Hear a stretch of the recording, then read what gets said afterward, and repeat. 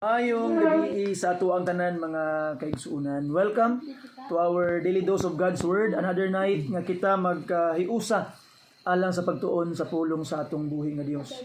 Mga kaigsuunan, ay pagsugod at paminaw ng usa ka awit. May balita ta sa kanasuran, alang man sa nakasala. Balitang matuod matamis, kalinaw kayag, kalinaw kayag. Ang gabi mahimong buntag, ug ang buntag mo tuman, ug ang gingharian ni Jesus ninyo tatamod. May isang yaw kitang manluluwas, nga nagantusog na matay, aron sa tanan nga katawan, mailan ang matuod, mailan ang matuod. Ang gabi mahimong buntag, ug ang buntag mo tuman,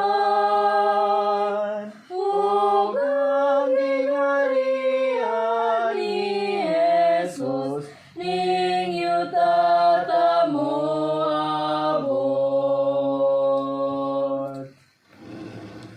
Amen. Thank you for that wonderful song. At this time, akong gi-invitar ang tanan to please open your Bibles with me in the Book of Matthew, mga kaigsuunan. Matthew chapter 28. Abrin ninyo yung mga Bible palihog. In the Book of Matthew chapter 28, atong basahon ang verses 16 down to verse 20. Matthew chapter 28, verses 16 down to verse 20. The Bible says, "Then the 11 disciples went away into Galilee, into a mountain where Jesus had appointed them. And when they saw him, they worshipped him, but some doubted. And Jesus came and spake unto them, saying, All power is given unto me in heaven and in earth. Go ye therefore and teach all nations, baptizing them in the name of the Father, and of the Son, and of the Holy Spirit, teaching them to observe all things whatsoever I have commanded you. And lo, I am with you always, even unto the end of the world. Amen." Let's pray. Father in heaven, again, we come to the throne of grace this evening, Lord, together with your people. Salamat, Amahan, sa mga kaigsuunan who are always willing to learn things about you and to grow, Lord, sa amuang mga pagtuog pagsalig kanimo. I pray, Lord, that you would give grace among mga kasing-kasing karon, among mga kinabuhi, that we could understand more of your word, Lord, ug among maaplikar sa among mga kinabuhi. Amahan, forgive us, Lord, because of our shortcomings sa mga kinabuhi, Amahan, sa mong buhat, pulog unahuna. And I pray, Lord, that you would continue to give us the grace to stay away from sin and to follow the Lord Jesus Christ and His examples. Ikaw maghatag kaalam sa mong ubos nga alagad. Sa ngalan ni Jesus, gipangayo na akong tanan. Amen and amen. Amen. Ang uluhan sa ato ang Bible study karon, mga kaigsuunan, is Jesus is here. Jesus is here. Now, ato makita, mga kaigsuunan, nga atong lesson karon is about the Great Commission. So we know the Great Commission. Gitawag kini siya Great Commission because this is the last command. The Lord Jesus Christ commanded His disciples ay siya misaka sa langit, mga kaigsuunan. Now ato makita that it is Great Commission. Why? because this is the greatest mission of the church. Mao ni ang atong pinaka-importante kaayo nga misyon, to make disciples to all from all nations, mga kaigsuonan. And atong makita that at the end of the age, nga kaning sugo by the grace of God according to the book of Revelation is natuman gyud. Natuman gyud ni mga kaigsuonan, because kung imuhang paglantawon ang pulong sa Ginoo, open your Bibles with me please in the book of Revelation. Okay? At the last book of the Bible, kung tanawon nimo mga kaigsuonan ang giingon sa pulong sa Ginoo, chapter 7 verse 9. The Bible says, "After this I beheld, and lo, a great multitude, which no man could number, of all nations, and kindreds, and people, and tongues, stood before the throne and before the Lamb, clothed with white robes and palms in their hands." No, ato makita nga pagka nindot kaayo that what the Bible reveals to us, nga in the future, the John the Beloved, na siya'y nakita nga mga katawhan sa langit from all nations. Meaning, mga kaigsuonan, the Great Commission was fulfilled or will be fulfilled by the followers of the Lord Jesus Christ. Because in heaven, mga kaigsuonan, daghan kay mga luwas, great multitude, gikan sa tanang kaliwatan, tanang inistoryahan, mga kaigsuonan. Meaning, every kind of ethnic groups na agi tao nga nakaangkon sa kaluwasan. And we say amen to that. And ang ato na lang gitawag na issue karon, di ba? Ato namang nakita sa pulong sa Ginoo that the Great Commission is fulfilled. Natuman nagmadaugon ang buluhaton sa Ginoo in the last days. Ato nang nakita. Ang ato na lang issue karon is by the grace of God, I will be with that victory. Kay sure naman nga daog. Sure naman nga daog ng daan, mga kaigsuonan. Why? Because the Bible declares that there will be people saved from all nations. And the command by the Lord Jesus Christ is make disciples from all nations. So, sure na ta, karon pa lang daan, nga there will be victory at the end. Ang ato na lang choice karon is to choose if we wanted to be with that victory by following the Lord Jesus Christ, or we will be outside that victory by not accepting Him karon, mga kaigsuonan. But karon, before that issue at hand, ato lang taon na ato ang teksto one by one. Na ato makita, mga kaigsuonan, that the Lord Jesus Christ appointed the disciples nga moadto sa Galilee, mga kaigsuonan, alang sa pagtagbo kaniya. And when they were there, remember, they are now facing the resurrected Jesus. Now, put that in your mind. Ilan ang giatubang ang Jesus Christ nga nabanhaw na gikan sa mga patay. Meaning, they have witnessed the Lord Jesus Christ died. Daghan kay naka-witness, mga kaigsuonan, sa kamatayon o pagkabanhaw ni Ginoong Hesus. Now, look at this. In the 1 Corinthians, kung unsa kadaghan ang mga katawhan at this time, mga kaigsuonan, nga naka-witness or nakakita sa pagkabanhaw sa atong Ginoo. In 1 Corinthians chapter 15, mga kaigsuonan, ang giingon sa pulong sa Ginoo, verse 5, look at this. And that he was seen of Cephas, so Cephas meaning it is Peter, then of the 12. So he was seen by the 12 apostles. Verse 6. After that, he was seen of above 500 brethren at once. So ato makita, mga kaigsuonan, he was seen by 500 brethren at once in the time of Paul, of whom the greater part remain unto this present, but some are fallen asleep. So at the time of Paul, katong mga witness sa pagkabanhaw ni Ginoong Hesus is buhi pang uban, but others already are dead. And verse 7, after that, he was seen of James, then of all the apostles. So ato makita, mga kaigsuonan, that there were a lot of witnesses at this time sa pagkabanhaw ni Ginoong Hesus o sa iyang ascension sa langit. Pero what happened? Remember, they are witness. Kita nila ang kamatayon ni Ginoong Hesus.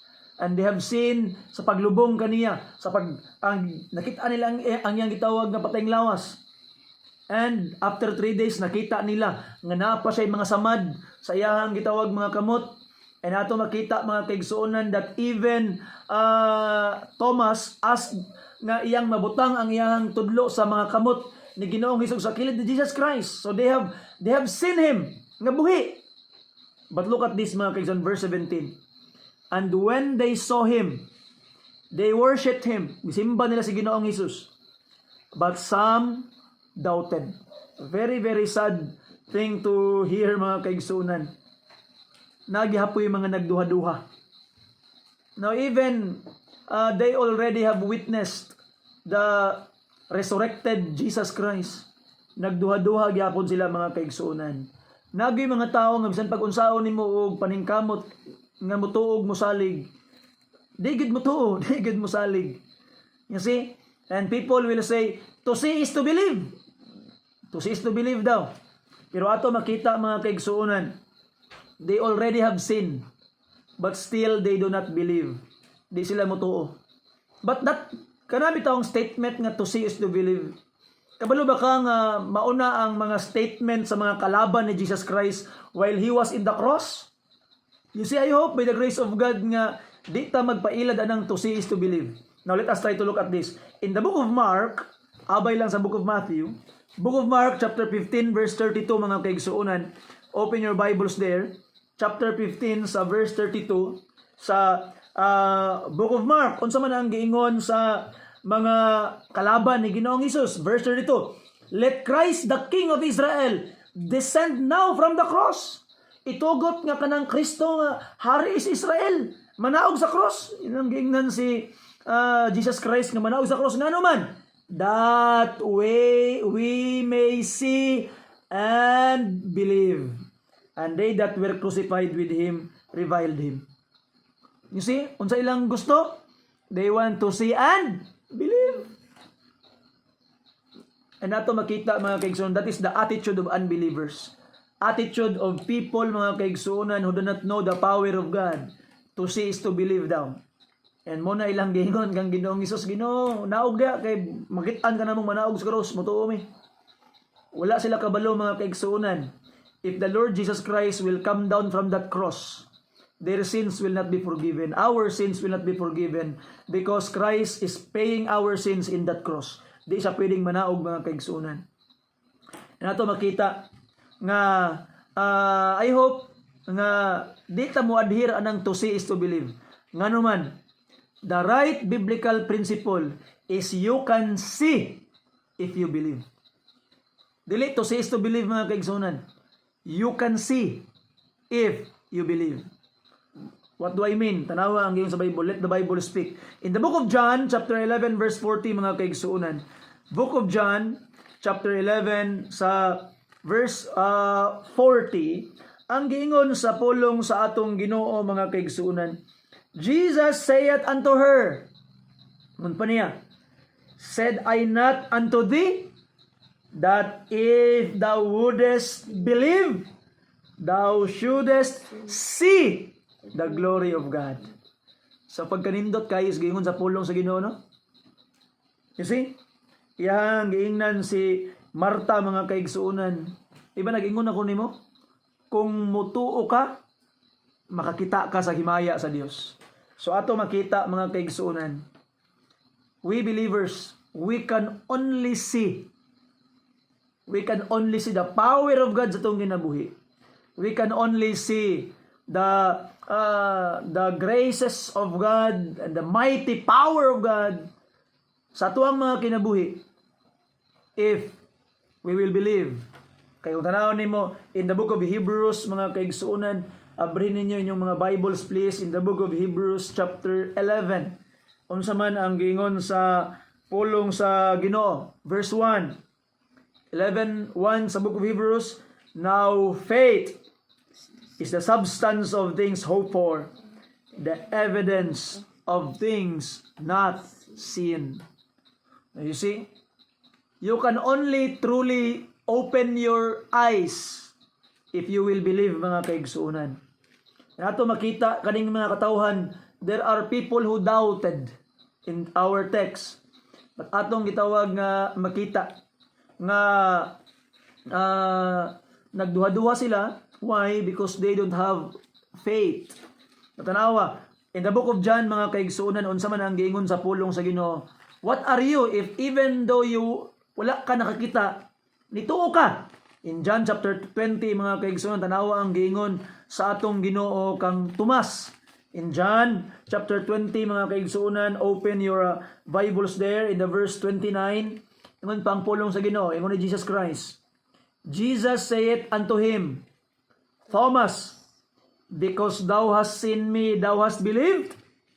Blessed are they that have not seen me, or have not seen, and yet believed. Sa iyong sa pulong sa Ginoo, bulahan daw sila nga bisan pang wala sila makakita, apan mituo, mga kaigsuonan. And I hope nga ikaw karon bulahan pug ka. Kay ato biyang panahon karon, wala ba gid nato nakita si Jesus Christ. You see? We don't even know kung unsa gyud ang iyahang physical appearance. Wa gid ta kabalo kung unsa gyud tinuod nga dagway ni Ginoong Hesus, mga kaigsuonan, in our time today. You see, and even the physical depictions, mga pictures sa atong panahon karon, kung tanawon i-examine nimo ang mga dagway sa mga pictures karon, lahi-lahi gid og mga dagway, mga kaigsuonan. So we don't really know kung unsa gyud ang tinuod nga physical appearance sa atong Ginoo. But now look at this, mga kaigsuonan, tanawa ang giingon ni Peter. Sa 1 Peter chapter 1 verse 8, and atong tanawon ang giingon sa pulong sa Ginoo, mga kaigsuonan. The Bible says, 1 Peter chapter 1 verse 8, whom having not seen, look at this, sa pag wala nimo sila nakita, ye love, in whom though now ye see him not, yet believing, ye rejoice with joy unspeakable and full of glory. So mga kaigsuonan, there is great joy, even though nga wala nimo siya makita, mga kaigsuonan, nituo ka. Bisan pa o gitawag nga wala nimo siya makita karon physically, gihigugma nimo siya, and because of it, mga kaigsuonan, the Bible says there will be joy unspeakable nga ihatag sa Ginoo nganha kanimo, mga kaigsuonan. And we praise and thank the Lord for that great grace nga gihatag sa Dios alang kanatong tanan.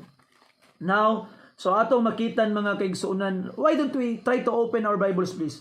In 2 Corinthians chapter 5 sa verse 7, ikaduhang Korinto chapter 5 sa verse 7. Okay? The Bible says, for we walk by faith and not by sight. And I hope, mga kaigsuonan, kay sa atong lakaw di ibabaw sa kalibutan, you will not go anywhere if you walk by sight. You will not find the right place kung asa gid ka dapat, mga kaigsuonan, if you will walk by sight. We must walk by faith, mga kaigsuonan. That's why faith is very, very important. And I hope by the grace of God, we will not be like these people na they have already witnessed the resurrected Jesus, yet they have doubted. Tanawa ang giingon sa atong Ginoo, verse 18. And Jesus came and spake unto them, saying, all power is given unto me in heaven and in earth. All power was given to the Lord Jesus Christ. All authority was in Him, mga kaigsuonan. He has the authority para gitawag na suguon ta. So meaning, ang kaning Great Commission nga gisugo sa ato ang mga kaigsuonan, by all means, kinahanglan nato ning tumanon. And you will be a disobedient Christian kung wala ka nagtuman niini, mga kaigsuonan. Now remember this, if you listen carefully, I hope with the grace of God, you will have part in fulfilling the Great Commission.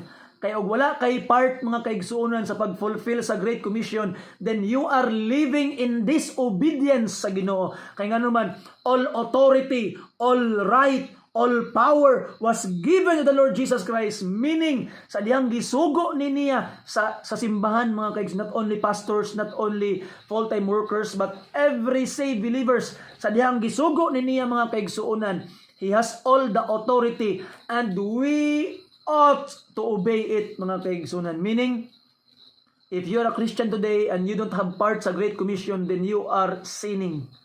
Nagapakasala ka, mga kaigsunan. Now, the question is, how can we obey and follow this, mga kaigsunan? Be part of the Great Commission. Ano ang Great Commission? Ingon pa ang pulong sa Ginoo, verse 19, Go ye therefore and teach all nations, baptizing them in the name of the Father and of the Son and of the Holy Spirit. Now, tanawa mga kaigsunan, go. In Great Commission, go. Now, karon, you must have part in this mission in reaching out the lost, reaching out the unsaved. Na unsa man ang tulo ka butang para imo ning matuman, you can go, pray, or give. Nakadris tulo mga kaigsuonan. But I would advise, sa ako lang gitawag nga kasing-kasing, akong advice, you must have all these three. Kung dili man ka makaadtog mission field, naamang kay anak, naamang kay silingan, naamang kay siguro'y gitawag nga mga kaila, mga friends nga wa pa nang kailas Ginoo, you can go to them and tell them. And you will be part of going, mga kaigsuonan. If you cannot be a soul winner, dili ka mahimong soul winner, mauban sa mga pagsangyaw sa mga kaigsuonan, na ato makita mga kaigsuonan, you can do it in your small way, mga kaigsuonan. You see? And that is already a great thing in the sight of God. You can also pray.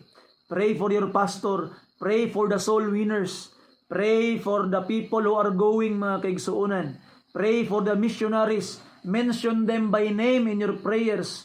And you are already having part of this Great Commission. And lastly, ato makitaan, you can give. Meaning you can support your church, the mission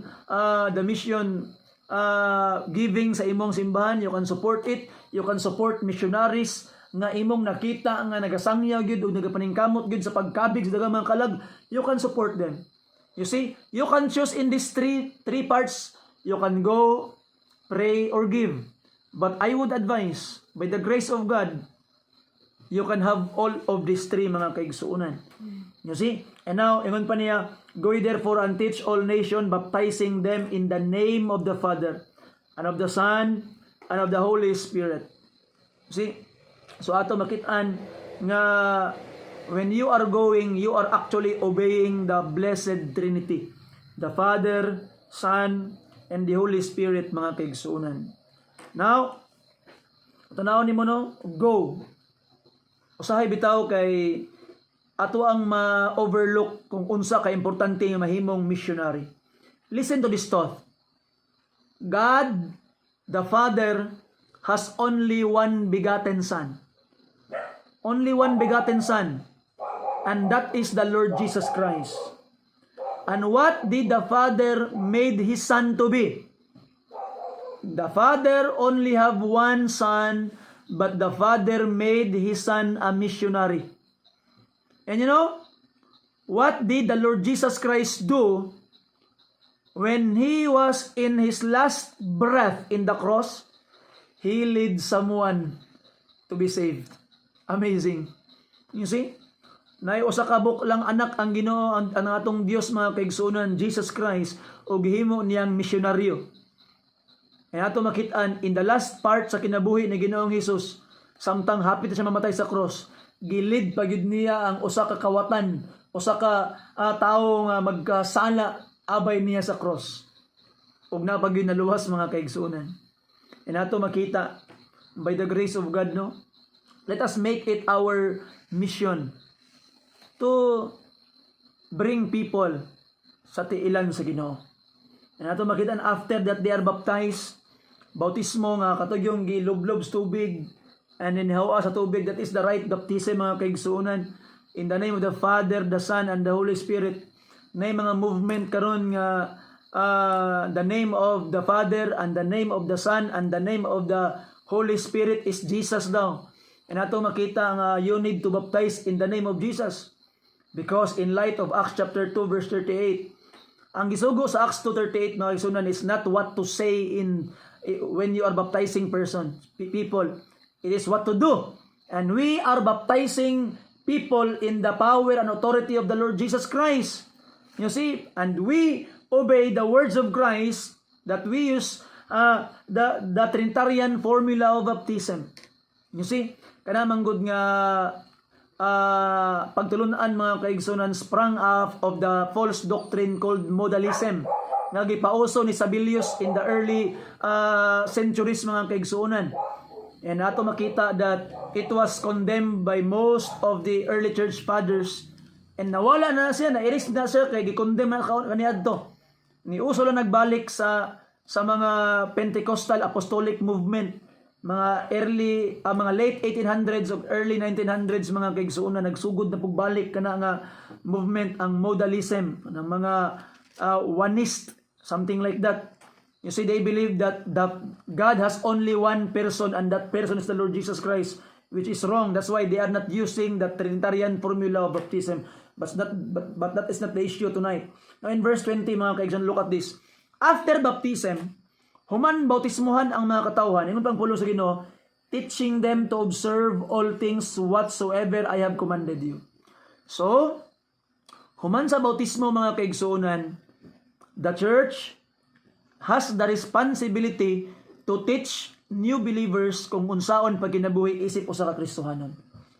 You see, that's why mga kaigsuonan, preachers must not baptize someone nga wala sila'y opportunity to teach afterwards. You see, we must only baptize people nga naatay opportunity to teach them kung unsa ang angayang buhaton afterwards. Because after baptism mga kaigsuonan, you have done the first part of your mission. The second one mga kaigsuonan is to teach them what to do. Teach them, ingon pa ni Jesus Christ, to observe all things whatsoever I have commanded you. You see? So, they must learn to be a disciple, a learner, mga kaigsuonan, a follower of Christ. Kabalo ka, maybe sometimes nga naay panahon nga murag paminaw nimo layo kay Ginoo sa imuha. Paminaw nimo murag di nimo mabati ang presensya sa Ginoo. Tanawa ang ingon sa Bible, ingon ni Jesus Christ, if you will obey the great commission, ingon pa niya, last part, verse 20, whatsoever I have commanded you, and lo, I am with you always, even unto the end of the world. The promise of the Lord, mga kaigsuonan, is He will be with us always, even unto the end of the world. So maybe, di nimo kakabati ang presensya sa Ginoo sa imong ginabuhi karon. Let me say this to you. Be part in the fulfillment of the Great Commission. Nga naman, sure ka nga daog na kang daan, because Revelation chapter 7 revealed nga na-fulfill good ni in the future. Ang imong part karon mga kaigsoon is to be part of that fulfillment, to be part of that obedience. Kay daog ng daan mga kaigsuonan. Lastly, tanawa ang nahitabo kang Apostle Paul sa 2 Timothy chapter 4 mga kaigsuonan. Di ba? Apostle Paul was obeying the Great Commission. And he was facing some trials and testing sa iyang kinabuhi. Tanawa gani ang iyang experience. Diba? Kay ang saad sa Ginoo nga I am with you always. Tanawa gani ang testimony ni Apostle Paul. And I hope this will be your testimony too. 2 Timothy chapter 4 verse 16 paingon sa verse 17. The Bible says, at my first answer no man stood with me. Tanang mga kauban ni Paul namiha sa iyaha panahon sa iyang paglitis dito sa Rome. But all men forsook me. Tanang mga tao gibiyaan siya. I pray God that it may not be laid to their charge. And tanawang verse 17. Notwithstanding, the Lord stood with me and strengthened me, that by me the preaching might be fully known, and that all the Gentiles might hear, and I was delivered out of the mouth of the lion. 2 Timothy chapter 4 verse 17. You see? Pagkatamis mga kaigsuonan, no? Nga namiya ka ng tao sa iya, but the Lord stood with him and strengthened him. So igsuon, nindot kayong saad sa Ginoo. Dili kabiyaan sa Ginoo. He will stand beside you. Nagsaad siya sa imuha. Ang iya lang gihangyo sa imuha mga kaigsuonan, be part of the Great Commission. Or tonight, maybe you are still part of the mission field. Di pa ka pwede mahimong missionary, kay dili pa ka saved. You are not yet saved mga kaigsuonan. The Bible teaches that you can be saved and know it. Sa giingon sa pulong sa Ginoo, how to be saved, pastor? Ngunang Biblia, believe in the Lord Jesus Christ and thou shalt be saved. ibutang imong bugos nga pagtuo kang Ginoong Hesus karon. Pag hinulsol na sa imuhang mga sala, ug tuohi siya nga igo ang iyang gibuhat sa cross alang sa imong kaluwasan. Ug pasudla sa imong kasing-kasing mga kaigsuonan, let Him live in your life and let Him become the Lord of your life mga kaigsuonan. Believe on Him tonight. Repent sa imong mga sala.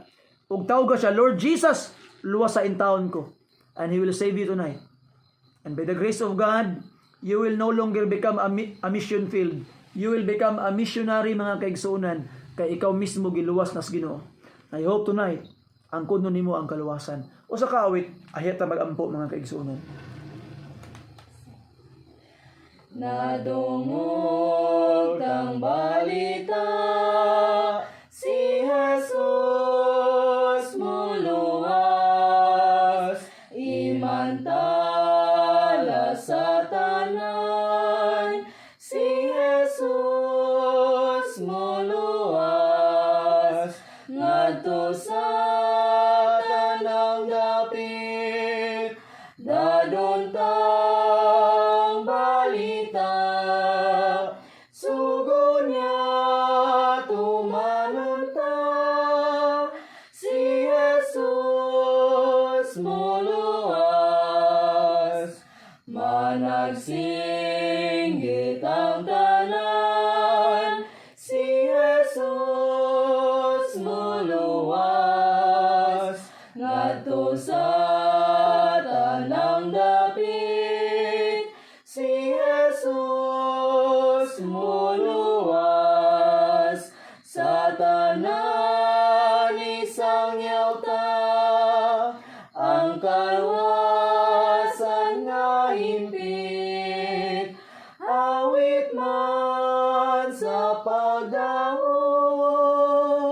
si Jesus muluwas.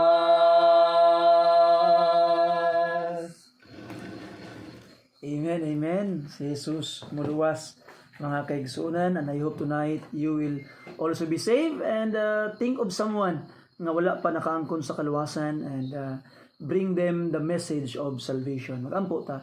Langit na nagmaluluyon nga mahan kanimo among ginahalad kining mga pagdaig, mga pagsimbag, mga pag-awit kinong Dios tungod kay ikaw takos daygon ug takos sa among mga pagdaig, takos sa among mga paghigugma ug amo ang mga pag-alagad ginong Dios kay ikaw unang nahigugma kanamo ug mipuno kanamo sa tanang mga panalangin ug grasya nga among gikinahanglan sa among mga kinabuhi para kami magmalahotayon niining ibabaw sa kalibutan.